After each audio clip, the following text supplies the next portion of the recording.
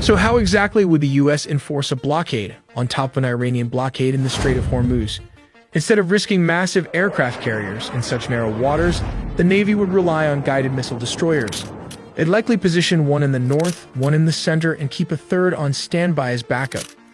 But here is the major problem. Iran wouldn't just fight with missiles. They use sea mines. In this scenario, they could drop them all over the strait, with some even drifting into the waters of neighboring Arab countries. So how do you remove these sea mines? The answer is the literal combat ship. These vessels can launch unmanned surface vehicles to sweep the area. And when surface drones can't reach the deep minefields, the Navy launched the knife fish. This robotic submarine dives straight into the danger zone to hunt and identify buried mines, detonating them safely using magnetic and acoustic signals. But the danger isn't over. Iran still commands a small swarms of fast mosquito boats capable of threatening massive U.S. warships. To counter this swarm, the U.S. can launch fast-attack Apache helicopters to chase down and neutralize the boats with its 30mm chain gun. What would happen if the United States military was ordered to completely lock down the Strait of Hormuz? The answer is simple but brutal. It wouldn't be a swift, clean victory. It would be the most complex, grueling, and high-risk naval operation since World War II. How does the U.S. establish the front line? The answer lies in Phase 1, the picket line and the quiet hunters. The tip of the spear wouldn't be a massive aircraft carrier. Those are simply too valuable and vulnerable to sit inside a narrow, 21-mile-wide strait. Instead, the U.S. would rely on a wolf pack of 4 to 6 Arleigh Burke-class guided missile destroyers. The destroyers would position themselves in a layered patrol box, one ship watching the northern approach near the Iranian coast, one covering the deep channel in the center, and the third hanging back as a rapid response reserve. Their collective radar coverage creates an invisible dome over the strait. Nothing flies, nothing sails, and nothing launches from shore without being seen within seconds. But what happens beneath the waves? The answer is the Virginia-class attack submarine. Patrolling silently at 400 feet, she carries heavyweight Mark 48 torpedoes capable of snapping surface ships in half. To the IRGC, she is completely invisible. Her job is to handle the nightmare scenario. If Iran's Kilo-class submarines attempt to break the blockade or relay mines in the deep channel, she kills them before they ever surface. But what about the mines? Will they be a problem for the U.S. destroyers? The answer is absolutely yes. This brings us to Phase 2, the robotic minesweepers. Here is where Hollywood imagination fails. A blockade's greatest threat is not always incoming missiles. It's contact mines and influence mines, cheap, patient, and highly lethal devices. Iran has dropped these all over the Strait of Hormuz, and many have even drifted away to neighboring Arab states. So how does the U.S. clear these hidden killers? The answer is the Independence-class littoral combat ship LCS. These ships operate on a completely different philosophy. They are not minesweepers in the traditional sense. They are robotic motherships designed to sit safely outside the minefield while their drones do the work.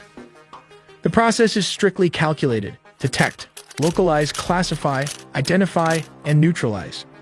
This is step 1. The first machine off the littoral combat ship's stern ramp is the Common Unmanned Surface Vehicle. It is a 39-foot unmanned boat that operates on the surface, towing sonar equipment behind it like a long, patient finger tracing the seafloor. Here comes step 2. While the Common Unmanned Surface Vehicle crawls across the surface, the answer is the MA-60 Seahawk. This helicopter launches from the LCS flight deck and begins scanning the exact same patch of water from 100 feet above, looking for floating threats. Neither the Common Unmanned Surface Vehicle nor the Seahawk can go deep. So what dives into the minefield itself? The answer is the Knifefish Unmanned Underwater Vehicle. The Knifefish goes where no human sailor should, directly into the danger zone. It provides the commander with enhanced hunting capabilities, detecting and identifying buried mines even in highly cluttered underwater environments. To finish the job, the Navy utilizes unmanned surface vessels to drag the unmanned influence sweep system through the water. This brilliant device tricks bottom influence mines into detonating harmlessly by mimicking the magnetic and acoustic sounds of a massive warship. But what happens when Iran unleashes its mosquito attack boats? The answer comes in Phase 3, air power. Imagine 24 fast attack craft blasting out of Bandar Abbas Harbor at 40 knots. They carry rocket-propelled grenades, heavy machine guns, and possibly C-802 anti-ship missiles. They are widely dispersed to make targeting a nightmare. realizing the swarm is too large for the ships to handle alone. Who does the Air Force call? The answer is the A-10 Thunderbolt II. Though usually famous for killing tanks, the A-10 is absolutely devastating against small boats. Flying low and relatively slow, the pilots have excellent visibility. But the A-10 doesn't start with its gun. The opening move is the AGM-65 Maverick missile, a precision electro-optical or infrared guided weapon that the pilot steers directly onto a boat's engine compartment using a screen in the cockpit. Once they get closer, the A-10 unleashes its primary weapon, the massive 30mm GAU-8 Avenger cannon. Firing depleted uranium rounds, it can tear a fiberglass speedboat to shreds in a 1-second burst. The psychological impact of the A-10's signature roar alone is a massive deterrent. Then comes Phase 4, the Apache, death at sea level. While the A-10 operates at medium altitude, the Boeing AW-64E Apache Guardian works right down in the threat envelope, low, fast, and ruthless. Army aviation Apache units would operate from the decks of U.S. Navy amphibious assault ships in the Gulf. Interestingly, the Apache wasn't originally designed for overwater operations. The Apache's weapon of choice against IRGC swarm boats is the AGM-114 Hellfire Romeo missile, a laser-guided precision strike weapon that can be ripple-fired in rapid sequence. These helicopters are fast and can chase down enemy fast attack boats at blistering speed. The Apache also carries a 30mm and 230 chain gun, slower than the A-10's cannon but highly accurate, and 70mm Hydra rockets, which can be fired in salvos against groups of lightly armored craft. But here's the thing, these attacks happen to everyday people too. All it takes is a spam email, a jump call, or an online breach of your personal data. This data doesn't just result in spam and scam attempts. It can also affect your insurance rates and ultimately will lead into a loan denial just when you might need credit. Incogni helps protect your privacy by regularly scanning and preventing data brokers from re-uploading your information. You'll also get a clear, real-time dashboard to track the status of your data. As an add-on with Incogni Unlimited plans, you can gain access to this custom removal tool. That's where Incogni comes in. Copy the link of any site exposing your information. Go to the custom removals tool, paste the link, and click submit. That's it. Then wait about 30 to 45 days, and just like that, your data is removed. So take your personal data back with Incogni. Use code AITELLY with the link below, incogni.com/AITELLY, and get 60% off on an annual plan. But how might Iran choose to respond, and what strategies will the U.S. military use to address the escalating situation? First, let's look at the choke point. At its narrowest, the strait is only about 39 kilometers or 21 nautical miles wide. This northern coastline belongs to Iran and is highly mountainous. This provides natural camouflage and deep, fortified bunkers for missile launchers. Plus, Iran controls a string of islands like Qeshm, Larak, and Abu Musa. Think of these not as islands, but as heavily armed, stationary small anti-missiles defense system parked right on the edge of the shipping routes. And those routes, they are incredibly tight. Because the waters are shallow and filled with reefs, supertankers are confined to a strict traffic separation scheme. You have one 2-mile wide inbound lane, one 2-mile wide outbound lane, and a 2-mile buffer zone in between. If attacked, these massive cargo ships have virtually zero room to maneuver. But what are the tactics and strategy Iran used to control this narrow corridor? To block the Strait of Hormuz, you have to control the islands. And the IRGC relies on a triad of fortified outposts, each with a very specific and very deadly role. Here's strategy number 1, the Larak Island. Think of this as the choke point enforcer. Larak sits right at the throat of the strait, looming directly over international shipping lanes. The strategy here is all about close quarters intimidation. Because it's right on top of the transit corridor, IRGC fast attack boats staged here can reach a passing cargo ship in mere minutes. For the crew, they have zero time to react.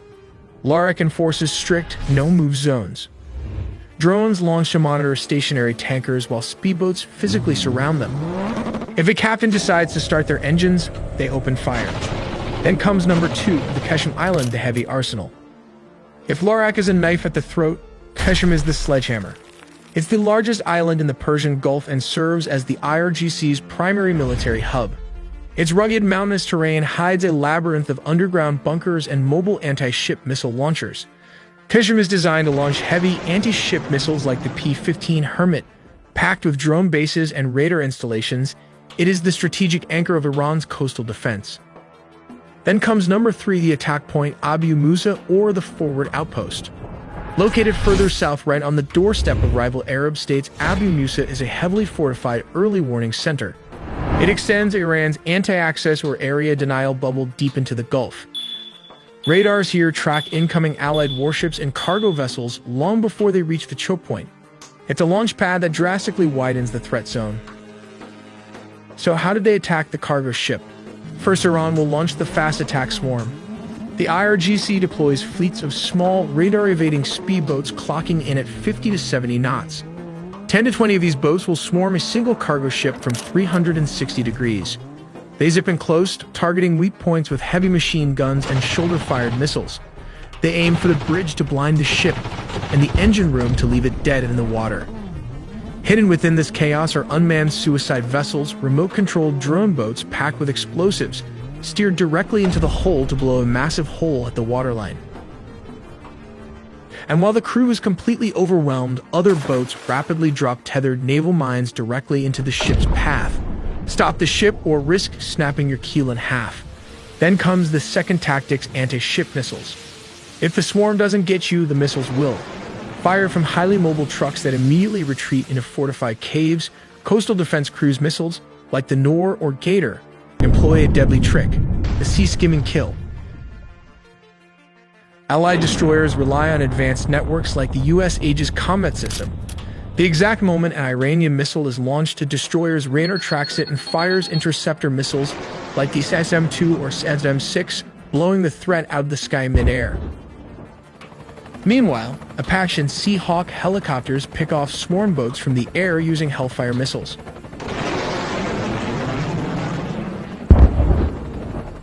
But at the end of the day, the ultimate countermeasure isn't defense. It's offense. The US and its allies keep an armada of surveillance drones monitoring the Iranian coastline in real time. If they detect mobile missile launchers rolling out of mountain bunkers or boats loading mines at port, Allied fighter jets and ship-launched Tomahawk missiles are tasked with destroying them before they can fire a single shot. Hidden deep inside underground bunkers, these Iranian P-15 anti-ship cruise missiles posed a massive threat to international shipping in the Strait of Hormuz. To neutralize the risk, U.S. forces dropped multiple 5,000-pound deep penetrator bombs on hardened coastal missile sites. The weapon they used is a GBU-72, a 5,000-pound precision-guided bomb fitted with a JDAM kit. These huge munitions can smash through 160 feet of earth or 20 feet of solid, reinforced concrete. Once they break through, they trigger a massive explosion that completely wipes out the underground structure. We make original videos from scratch and animated by humans, so please subscribe to not miss a beat.